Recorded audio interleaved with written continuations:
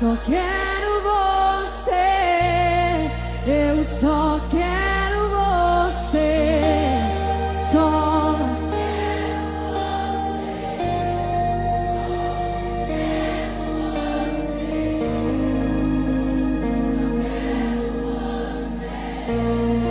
Eu só quero você, só quero você, só quero você, só quero você. Eu só quero você, só quero você, só quero você, só quero você.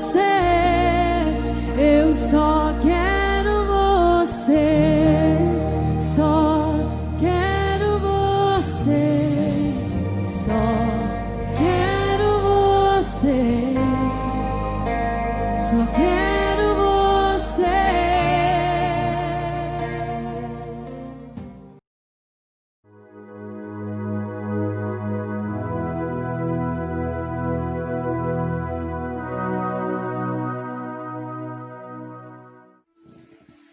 Olá, queridos, graça e paz, tudo bem? Estamos aqui para mais um dia de culto, abençoado na presença de Deus. Com muita alegria que hoje eu estou aqui para compartilhar com você mais uma palavra de Deus, tá? E eu gostaria que você abrisse a sua Bíblia no Evangelho de Lucas, capítulo 13, versículo 10 ao 13. Nós vamos ler só esses 3 versículos. É uma passagem que tem como título A Cura de uma Mulher Paralítica. A palavra de Deus, ela nos diz assim: E ensinava no sábado numa das sinagogas. E eis que estava ali uma mulher que tinha um espírito de enfermidade. Havia já 18 anos e andava curvada e não podia de modo algum endireitar-se. E vendo Jesus, chamou-a a si e disse-lhe: Mulher, estás livre da tua enfermidade. E pondo as mãos sobre ela, logo se endireitou e glorificava a Deus. Só até aí, fecha os seus olhos. Vamos orar. Querido Deus, eterno Pai, é a tua palavra que será ministrada aqui hoje, está sendo ministrada, uma palavra de vida, palavra que traz cura, que traz transformação, que endireita os nossos caminhos, que é lâmpada para os nossos pés, ó Pai, e luz para os nossos caminhos. Por ela, Senhor, o Senhor corrige o teu povo, por ela, o Senhor dá vida, por ela, o Senhor traz cura, traz restauração, libertação. Fala conosco hoje através dela, Pai. Traz sobre nós, Senhor, a tua vida, a revelação da tua verdade, a palavra rema para o dia de hoje. Senhor, nós clamamos pelo espírito de revelação, no pleno conhecimento do Senhor Jesus. Fala conosco nesta noite, em nome de Jesus. Amém. Esta palavra, ela vem de encontro com o que muitas pessoas hoje estão vivendo dentro das igrejas, né? A palavra, ela começa dizendo assim que Jesus, ele estava ensinando na sinagoga, né? O versículo 10 diz: E ensinava no sábado em uma das sinagogas. O que nós precisamos entender primeiramente é que a sinagoga, ela era a igreja para o judeu, né? Assim como a igreja, ela ensina a palavra de Deus para nós hoje, a sinagoga, ela ensina a palavra de Deus para os judeus. E lá estava o povo ouvindo Jesus ensinar. Jesus era o mestre, nosso mestre por excelência, né? E ele é a própria palavra, ele é a própria verdade. E aquele que deseja uma transformação de vida deve se achegar à palavra, deve se achegar a ele. Então, a primeira coisa que eu quero destacar aqui é que Jesus, ele estava ensinando a palavra. Jesus, ele dava uma atenção especial à palavra. E eu quero fazer uma pergunta para você, uma pergunta para mim também, uma pergunta para todos, né? Para a nossa reflexão. Qual a atenção que você tem dado para a palavra de Deus na sua vida? Qual tem sido o lugar que a palavra de Deus tem ocupado no seu tempo, no seu dia? Você tem dado prioridade, você tem reservado tempo para a leitura da palavra? Nós precisamos entender que Jesus é o verbo de Deus, ele é a própria palavra viva, a palavra revelada, a palavra que traz cura, que traz restauração. Deus, quando ele age nas nossas vidas, quando ele age na terra, quando ele faz algo, o veículo pelo qual ele libera o seu poder é a própria palavra dele. E tudo que está escrito aqui, nesta Bíblia, na palavra de Deus, ela tem uma força de transformar a sua vida de uma maneira sobrenatural. A palavra de Deus é a verdade e por ela nós somos guiados. E Jesus, ele ensinava essa palavra na sinagoga. Ele estava na igreja ensinando a palavra. Então, é muito importante nós entendermos que a palavra e a igreja ela devem ocupar um lugar especial nas nossas vidas. Jesus ele instituiu a igreja como o veículo pelo qual ele estaria ensinando a sua palavra através dos seus servos. E a Bíblia fala assim que Jesus nesse dia estava lá ensinando a palavra de Deus, ensinando a Bíblia, e estava ali uma mulher que tinha um espírito de enfermidade, né? Então, aquela mulher ela tinha 18 anos que ela andava encurvada, ela andava torta. Nós temos até aquela musiquinha do homenzinho torto que andava no caminho torto. Era mais ou menos essa condição que aquela mulher se encontrava. Ela estava vivendo uma vida encurvada, uma vida prostrada, uma vida torta. A Bíblia fala assim que aquela mulher ela tinha 18 anos nessa condição. Você imagina você vivendo 18 anos o mesmo problema. Vivendo 18 anos sem poder olhar para o céu.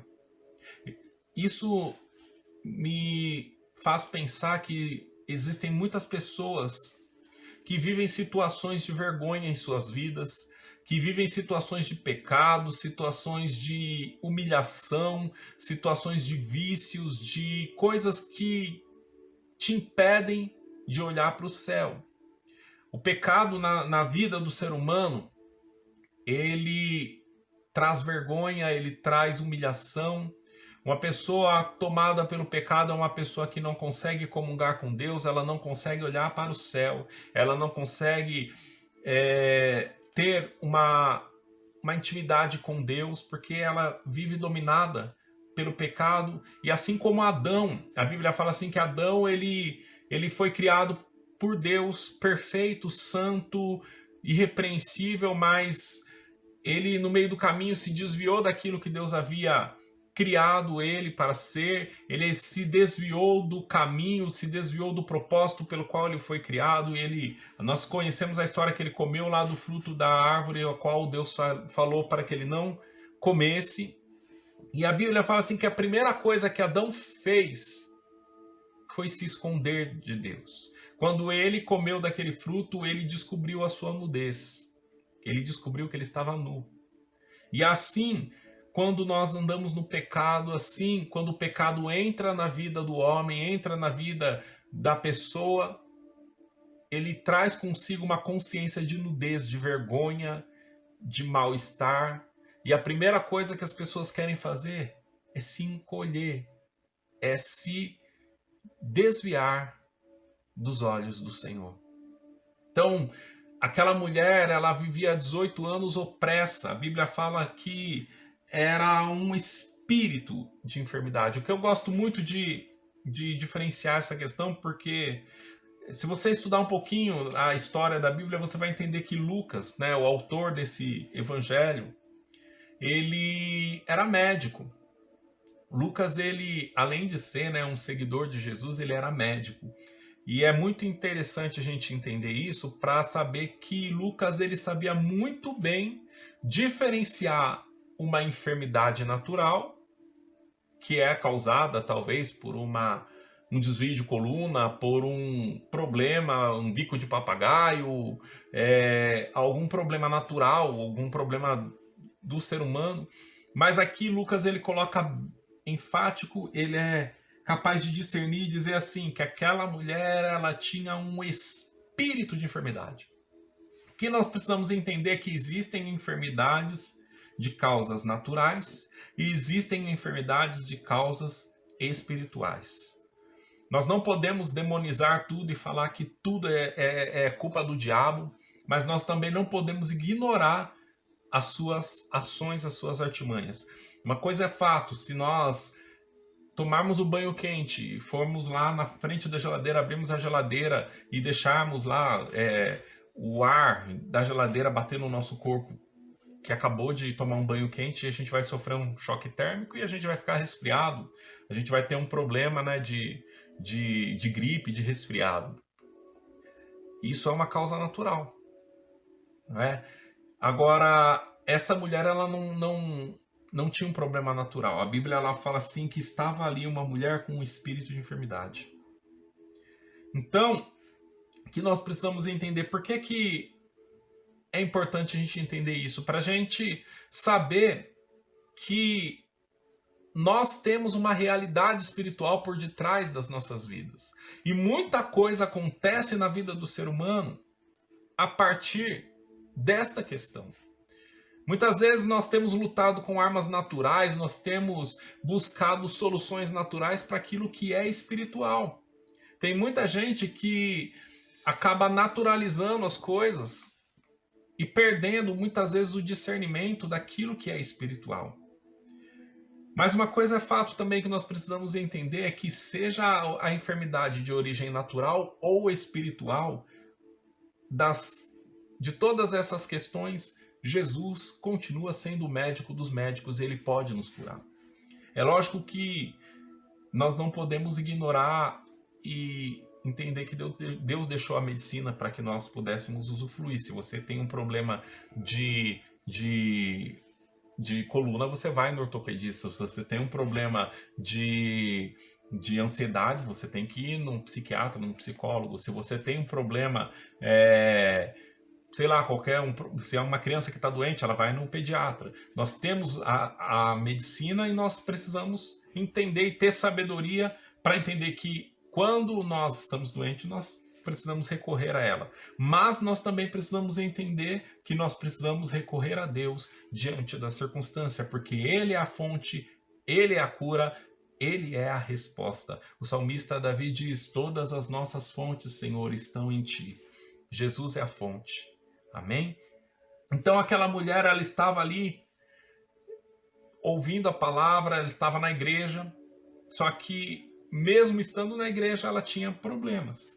Então outra coisa que eu quero destacar aqui é que a igreja não é um lugar de pessoas perfeitas. Talvez você veio para a casa de Deus e você fica se questionando, fala: poxa, eu achei que eu ia chegar na igreja e encontrar pessoas íntegras, pessoas perfeitas, pessoas que não falam mal de ninguém, pessoas que não pecam, que não erram, e eu só encontro pessoas que pisam na bola.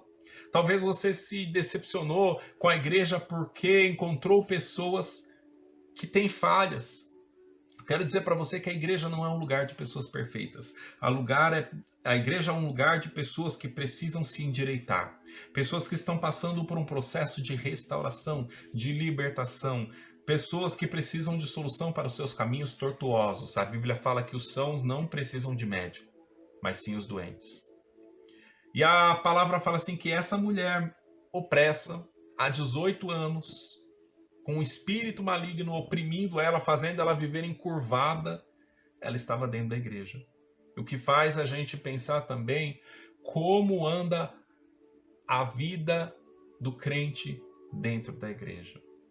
Será que nós podemos analisar e verificar que existem muitas pessoas vivendo nessa condição, mesmo na casa do Senhor, mesmo diante de Jesus? Existem ainda pessoas que vivem encurvadas, opressas, sem paz, deprimidas, pessoas que vivem escravizadas no pecado, pessoas que vivem escravas de vícios, escravas da imoralidade, pessoas que têm casamentos destruídos, que têm uma vida dupla, que têm problemas, N problemas que não conseguem resolver. Há 18 anos aquela mulher, ela tinha o mesmo problema. Há 18 anos o diabo montava em cima dela e deixava ela encurvada. É o que a palavra de Deus ela nos ensina aqui.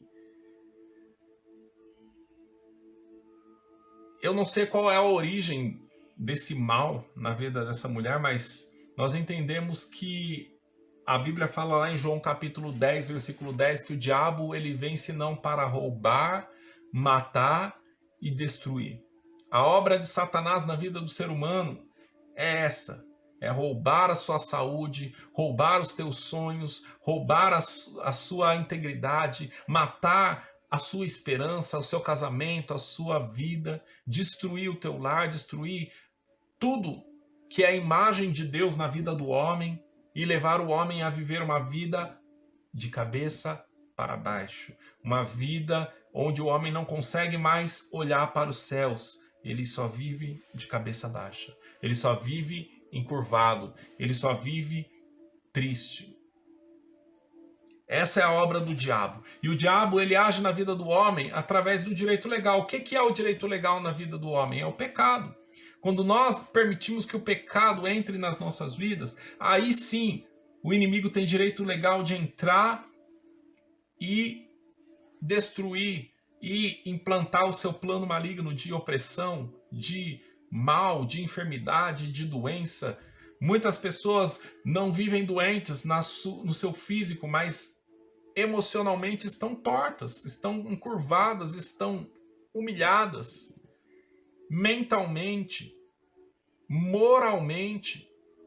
Homens de Deus que antes viviam e pregavam o evangelho e ganhavam vidas e arrastavam multidões para o Senhor, hoje vivem nas sarjetas, porque deixaram o pecado entrar e o inimigo humilhar, e o inimigo roubar o seu ministério, roubar a sua família, o seu casamento. A Bíblia fala assim que aquela mulher, ela vivia de cabeça baixa, ela vivia torta. Como que anda a sua vida? Será que você tem vivido uma vida reta diante de Deus? Será que você tem conseguido manter a sua vida olhando para o alto? Onde tem sido colocado o foco dos teus olhos? Será que, como o livro de Hebreus que diz que nós devemos olhar firmemente para o autor e consumador da nossa fé, será que nós temos conseguido olhar firmemente para Jesus? A Bíblia fala lá, vamos ler o livro de Hebreus no capítulo 12. É um texto muito interessante. No versículo 1, a palavra fala assim: portanto, nós também, pois que estamos rodeados de uma tão grande nuvem de testemunhas, deixemos de lado todo embaraço e o pecado que tão de perto, nos assedia, nos rodeia, e corramos com paciência a carreira que nos está proposta, olhando firmemente para Jesus, o autor e o consumador da nossa fé. Aqui, o autor aos Hebreus, ele fala algo muito interessante. Ele diz assim, que nós, diante das testemunhas, quem são essas testemunhas? São aquelas pessoas, aqueles santos, aqueles homens de Deus que venceram, que provaram a sua fé. Aqui, se nós lermos o capítulo anterior do livro de Hebreus, nós vamos ver uma galeria de heróis da fé, homens que venceram a espada, que venceram leões, que venceram tempestades, que passaram pela cova dos leões, que passaram pela fornalha de fogo ardente, que foram provados, que foram cerrados ao meio, mas não negaram a sua fé, mas não abriram mão da sua comunhão com Deus, que não negaram ao Senhor. E aí o autor aos Hebreus, ele, diante dessa analogia, diante de toda essa nuvem de testemunhas fiéis do Senhor, no versículo 12, no capítulo 12, ele começa dizendo assim: diante de tantos vencedores, também nós, também eu e você, devemos deixar de lado tudo que nos impede de completar a nossa carreira. Eu quero dizer para você que Abraão já completou a carreira dele. Isaac, Davi, Josué, Daniel e tantos outros, Paulo, já completaram a carreira deles. Mas eu e você estamos correndo a nossa, enquanto nós estivermos aqui nessa terra, e nós precisamos completar ela. E para que nós possamos completar a nossa carreira com sucesso e chegarmos diante de Deus e ouvirmos dele: vinde benditos de meu Pai, para o gozo que vos está preparado desde a fundação do mundo. Para que nós possamos ouvir do Senhor, servo bom e fiel, nós precisamos deixar de lado todo o embaraço. O que é embaraço? Embaraço fala de vergonha, fala de algo que nos trava, fala de algo que nos embaralha, nos amarra. Podemos dizer que embaraço é tudo aquilo que prende você numa situação que te tira do foco. São más amizades, é tudo aquilo que rouba o teu tempo, é aquilo que rouba a tua atenção, rouba o teu ministério. Embaraço pode ser pessoas que vêm, muitas vezes, te manipular para que você faça não a vontade de Deus, mas a vontade dessas pessoas. E você, muitas vezes, para agradar o homem, você acaba desagradando a Deus. Isso é um embaraço. Isso são laços, são amarras, são situações, sociedades, são situações que traz confusão, que rouba a tua paz. E aqui também fala do pecado, que tão de perto nos assedia, nos rodeia. O pecado, a Bíblia fala que ele está à porta. Ele sempre está à porta. Eu gosto muito de um texto que diz lá no livro de Gênesis, que fala assim, Deus falando para Caim: se fizeres o bem, é certo que serás aceito. Mas se fizeres o mal, o pecado está à porta. O seu desejo será contra você, mas cabe a você dominá-lo. Então Deus chama Caim para um aconselhamento pastoral antes dele matar Abel, quando ele vê que Caim já está com inveja do seu irmão, e Deus dá esse conselho para ele: olha, Caim, o pecado está à porta, batendo na tua porta. A tentação, ela vem para todos. E se nós lermos lá no livro de Tiago, a Bíblia fala que cada um é tentado pela sua própria cobiça, pelo seu desejo mau. Ou seja, nós não somos tentados por aquilo que nós não gostamos. Nós somos tentados por aquilo que nos atrai, aquilo que é a nossa fraqueza. Se você não gosta de sopa de jiló, você não vai ser tentado a comer sopa de jiló. Mas se você gosta de pizza de mussarela, você vai ser tentado a comer uma pizza de mussarela quando você estiver de jejum. Um exemplo. Se você não tem uma fraqueza na área da bebida, dificilmente você vai ser tentado nessa área. Agora, se você é uma pessoa que já passou por um vício de alcoolismo, o pecado vai estar sempre batendo na tua porta. Sempre vão ter amigos que vão te convidar para isso. Sempre vão ter situações onde você vai estar nessa possibilidade, nesse convite. Mas a Bíblia fala assim que o seu desejo será sobre você, mas cabe a você dominá-lo. Como? A Bíblia fala assim que nós devemos fugir da aparência do mal. Fugir daquilo que nos atrai para o pecado. Mas o que isso tem a ver com o texto original? Porque tem muito a ver, porque se nós permitirmos que o pecado entre, Satanás irá nos prender, nos fazer tirar o foco do autor e consumador da nossa fé. E em vez de olharmos para o alto, nós viveremos uma vida torta, olhando sempre para a terra. Aquela mulher, ela tinha os olhos dela voltados para o chão, para a terra, para as coisas da terra. E existem muitos crentes que não conseguem olhar para as coisas do céu. Só olham para as coisas da terra, só olham para as coisas naturais, para as coisas da carne. Ah, mas eu estou aqui na igreja, mas ninguém gosta de mim. Ah, mas tem gente falando mal de mim. Ah, mas o outro que não gosta, que não me dá a paz do Senhor. Existem muitas pessoas presas a coisas naturais, a coisas carnais. Preocupado, quem gosta do Bolsonaro, quem gosta do Lula, quem gosta da Dilma, quem é melhor, quem é pior. Né? É lógico, nós temos que nos preocupar com o cenário político, porque nós vivemos nesse país. Mas existem crentes brigando, tomando partido contra o outro e muitas vezes entrando em disputas carnais. Nós vemos nos noticiários pessoas que muitas vezes acabam até agredindo o outro por causa de um partido político. Nós vemos muitas pessoas sempre focando nas coisas da carne, coisas naturais. Né? Quando você passa por um problema, em vez de você se voltar para as coisas de Deus, para a palavra de Deus, muitas vezes você tem se voltado para soluções naturais, para as coisas naturais, para o seu próprio entendimento humano. Provérbios capítulo 3 diz: confia no Senhor e não se precipite no seu próprio entendimento. Às vezes nós achamos que somos o dono da razão, o dono da verdade, e muitas vezes não somos. A única verdade que eu conheço absoluta é a palavra de Deus. Nela não há sombra de variação, nela não há dúvida, nela não há questões pendentes. A palavra de Deus é a verdade. Então, nós temos que olhar para o alto. Nós temos que olhar para Jesus.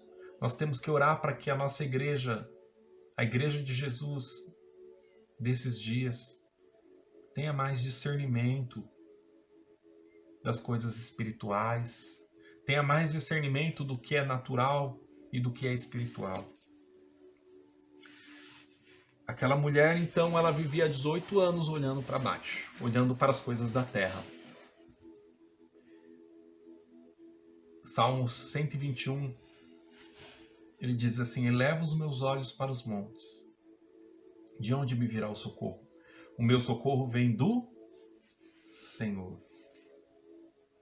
Se nós tivermos a capacidade de, em meio à crise, em meio ao problema, tirar os nossos olhos das coisas da terra e olharmos para o céu, nós vamos entender, nós vamos enxergar o quanto Deus é poderoso. E muitas vezes aquilo que é problema, aquilo que é crise, passará a ser oportunidade de Deus para as nossas vidas, para um milagre, para algo sobrenatural, para começar algo novo. Porque Deus é um Deus de coisas novas. Lá no final de tudo, lá no livro de Apocalipse, quando Deus encerra todas as coisas, no final da Bíblia, no final dos tempos, ele encerra dizendo: eis que eu faço novas todas as coisas. Então, quando nós achamos que tudo acabou, Deus vem e faz algo novo. Apocalipse não é o livro do fim, é o livro do começo, do recomeço de Deus. Eu quero dizer para você que esse problema que você está passando, essa situação que você está passando, não é o fim, mas é um recomeço de Deus na sua vida. É um novo tempo de Deus na sua vida. Aquela mulher, a Bíblia fala assim no versículo 12, que Jesus viu ela. A Bíblia, ela diz lá: e vendo-a, Jesus. Muitas vezes nós achamos que Deus não está nos vendo. Adão se escondeu e achou que Jesus não o veria, que Deus não o veria. Mas Jesus te vê. Deus viu Adão escondido lá no paraíso, no meio das folhas, no meio das plantas. Deus viu a Caim quando ele estava injuriado contra o seu irmão. Deus via Davi quando estava lá no pasto das ovelhas e ninguém mais o via. E Deus hoje vê você. Jesus viu aquela mulher. A Bíblia fala que Jesus, vendo-a, chamou-a para si. É muito interessante que aquela mulher, talvez ela não viu Jesus. Talvez ela encurvada ali, torta, ela ouvia a voz de Jesus, mas ela não conseguia olhar diretamente para o seu rosto. Mas Jesus viu ela. Muitas vezes, quando nós estamos presos na nossa circunstância, nos nossos problemas, nós não conseguimos ver Jesus. Nós não conseguimos ver a resposta. Mas mesmo assim, Jesus te vê. Quando você acha que tudo está perdido, Ele te vê. E a Bíblia fala assim, que Ele nos chama para si.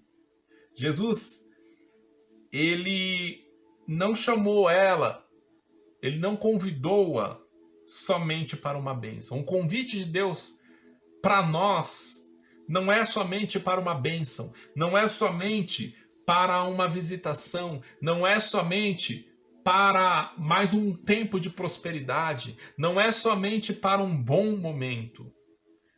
Jesus não nos chama somente para ser abençoado. Ele nos chama para si. Chamou-a a si. Ele chama você hoje para estar com Ele, para viver para Ele uma vida de vitória. Só é possível vencer Satanás se nós estivermos em Cristo. A Bíblia fala que quando um valente toma uma casa, um lugar, só é possível vencer esse valente quando se levanta alguém que é mais valente do que este primeiro. E esse alguém mais valente é o Espírito Santo de Deus. Se você viveu uma vida de opressão, se você viveu uma vida de prisão maligna, se você tem sido destruído, roubado por Satanás, eu quero dizer para você que existe alguém mais valente hoje aqui.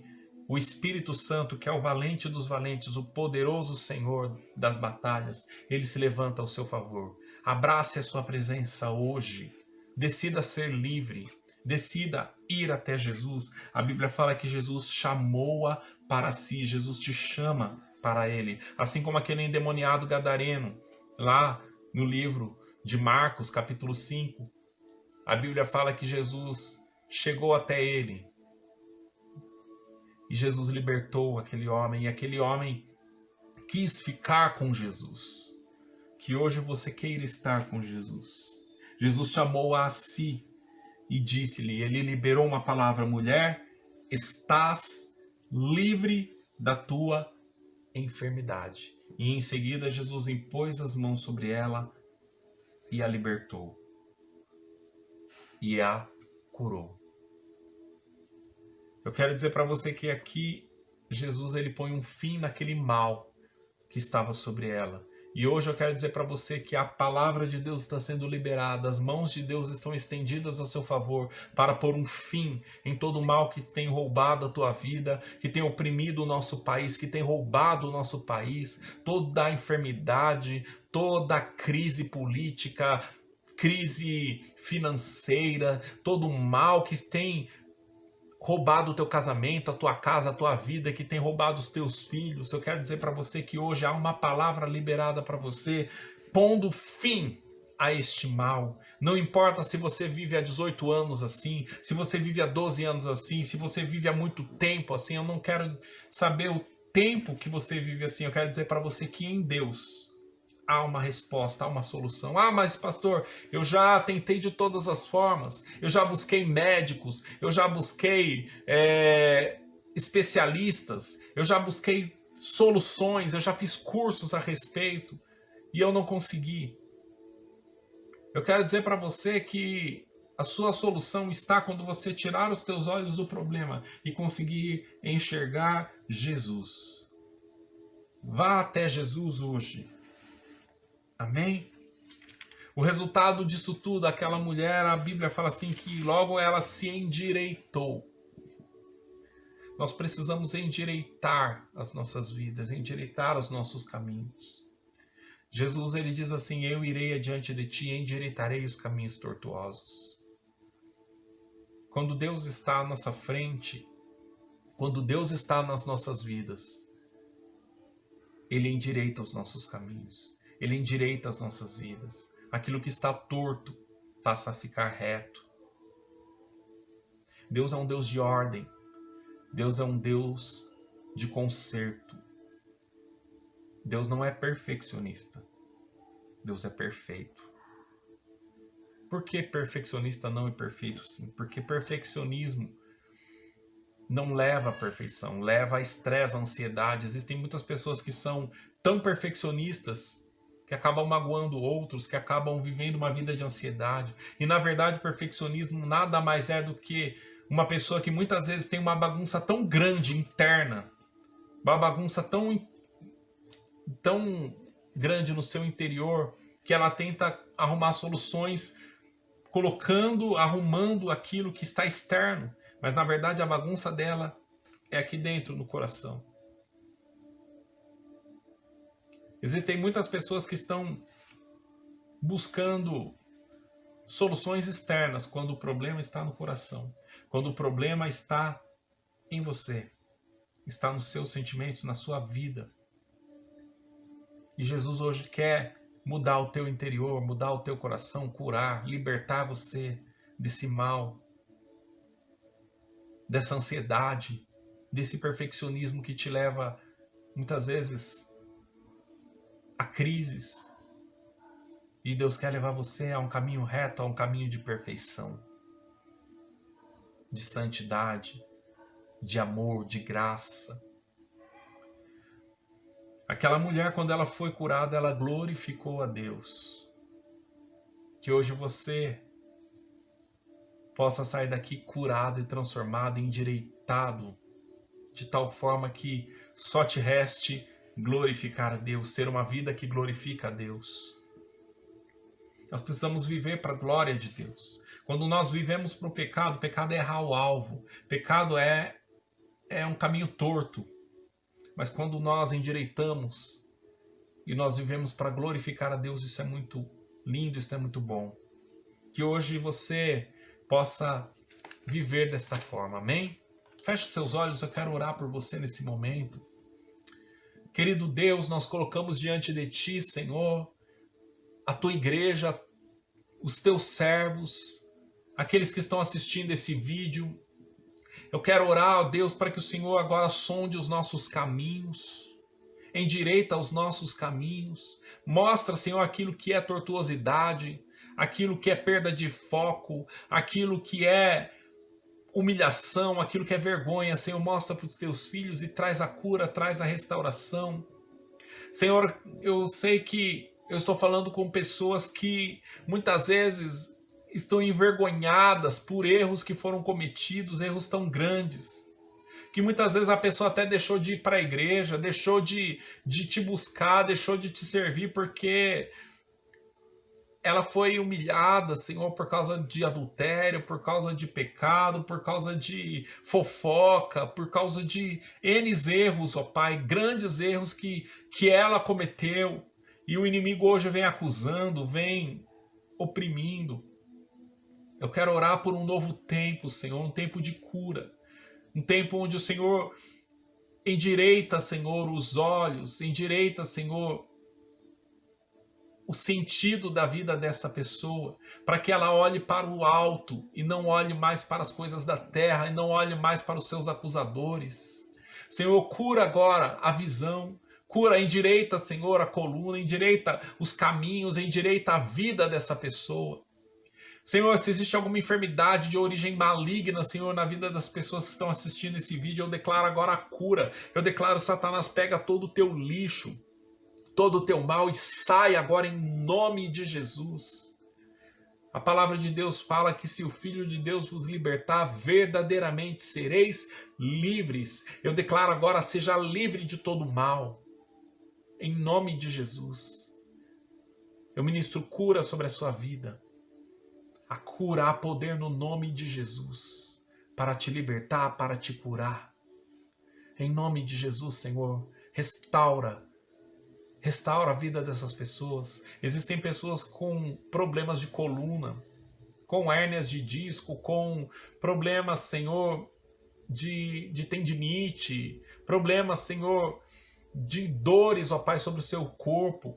E eu oro agora, Senhor, Tu és o Deus que sonda, Senhor, do alto da cabeça, planta dos pés, e agora eu declaro a cura sobre essas vidas. Satanás, pega a tua enfermidade, toda a tua inflamação, todas os teus diagnósticos malignos, e sai, desapareça agora com artrite, artrose, sai em nome de Jesus. Eu declaro que está curado em nome de Jesus. Em nome de Jesus. Todo mal agora está desfeito. Olhe para o alto, querido. Olhe para o alto. Porque dele, do Senhor, a resposta, a socorro para a tua vida. Que o Senhor possa agora entrar nessa causa. Se existe pessoas desempregadas, eu oro por portas abertas, por prosperidade. Eu oro agora por resposta de Deus para todas as áreas da sua vida. O teu casamento, a tua casa, os teus filhos, em nome de Jesus. Antes da gente terminar, queridos, eu quero falar com você um pouquinho sobre os dízimos e as ofertas. A igreja ainda não retomou totalmente as suas atividades, mas ela precisa da sua colaboração. Então você que é dizimista, que é ofertante, não deixe de trazer a sua contribuição para a igreja, para que as finanças da igreja sejam sanadas, os compromissos, e o reino de Deus continue sendo propagado, em nome de Jesus, amém? Deus abençoe a sua vida, que a graça do Senhor Jesus Cristo, o amor de Deus o Pai e as doces consolações do Espírito Santo de Deus seja sobre a sua vida, sobre toda a tua família, sobre o Israel de Deus, hoje e para todos sempre. Amém. Graça e paz.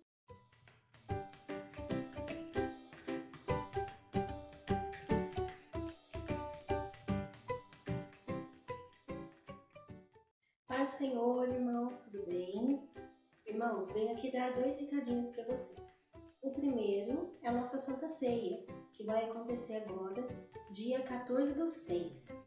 A gente vai fazer drive-thru, do mesmo esquema que nós estávamos fazendo, tá?